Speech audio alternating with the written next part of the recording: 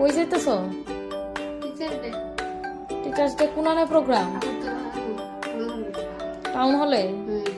ও আচ্ছা, কোন সময় বা? আচ্ছা, 5ই সেপ্টেম্বর টিচার্স ডে। তো মা আজকেও কাজ থেকে রিলিফ পায়নি।